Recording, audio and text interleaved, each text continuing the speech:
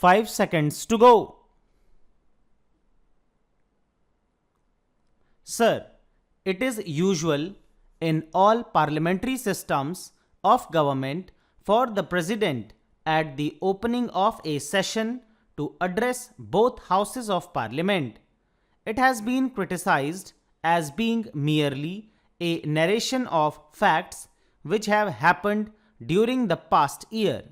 But that is the usual thing, as honorable members know, which happens in most of the parliaments which work under parliamentary systems of government. I am sure that the honorable members are aware that India has always stood for peace and ever since her independence has done what she could to preserve peace in the world. Both in Korea and in Indochina, our efforts led to a ceasefire, and for the first time, with the settlement of the Indochina problem, there was no shooting war anywhere in the world. But now again, there are war clouds, especially in the Far East. As has been emphasized by the Prime Minister time and again, patience and tolerance are necessary to solve the tangle in Formosa. Our government has recognized the Chinese People's Republic as the government of China and have recognized the Chinese claim to the Cairo Declaration. If the Cairo Declaration is to have any value, then it is fairly certain that Formosa is part of China. But at the same time, one cannot forget the fact that things have got to be tackled patiently if this problem of Formosa is to be solved in a peaceful manner. That will take time, and it is towards that end I am sure that our Prime Minister is working so that there will be no clash in the Far East with regard to the question of Formosa.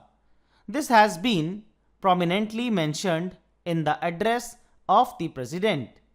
We hope that patience will be exercised by both the sides to solve this question, and there will be no incident which might lead to serious consequences. Our agreement with China on Tibet, which formed the basis of the joint statement by China's and our Prime Ministers regarding Panchshila, must form the main principle through which international tension can be eased and finally peace established. I am glad, sir, that recently the King of Laos has accepted the idea of the 5 principles put forward in this declaration. It is usual in the present time of atomic age to talk about the dangers of the use of atom for warlike purposes.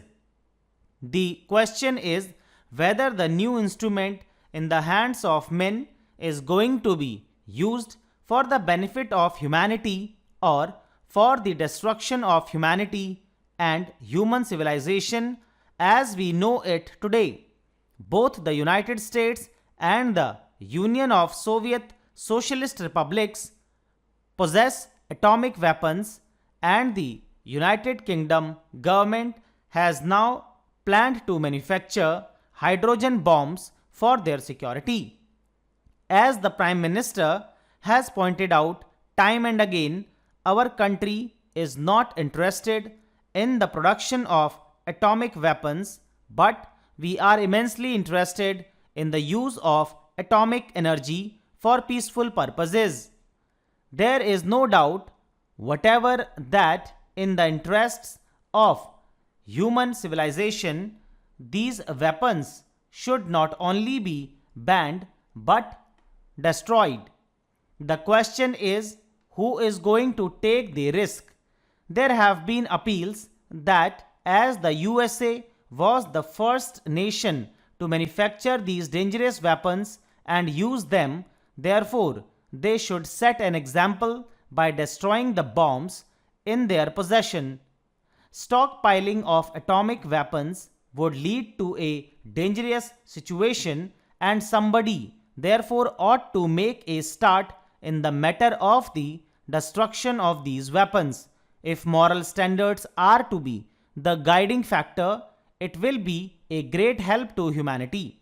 If this step can be taken, if only there is courage to do so, the USSR will have to follow suit, but unfortunately, there is the fear complex.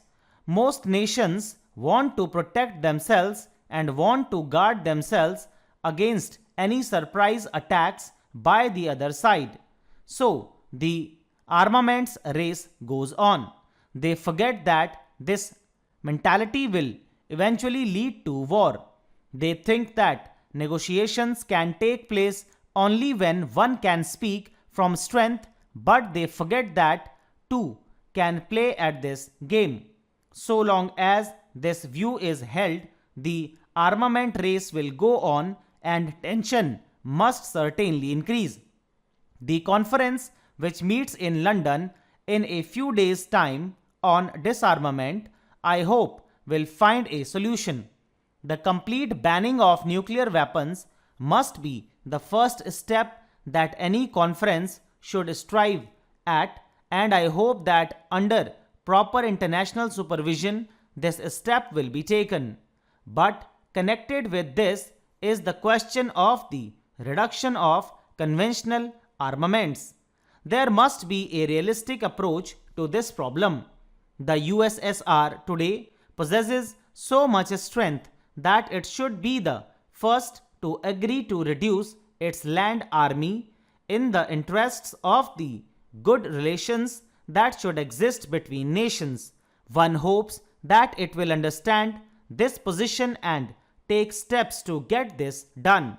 I am glad that the Atomic Energy Commission of the United Nations has recognized that India has a part to play in this field and has asked our leading nuclear scientist, Dr. Bhabha, to preside over the conference proposed to be held at Geneva. The USSR has promised to show how she has been able to set up a nuclear plant producing electric power, but great steps have been taken in this connection also in the UK, and the recent report on atomic power placed at a white paper before the House of Commons shows that by about 1980 there will be about 12 to 13 stations working in various parts of that country to produce electricity and power for peaceful purposes. This is a great step, and our country will benefit by the steps that are being taken, because our intention is to use atomic power for peaceful purposes. Stop.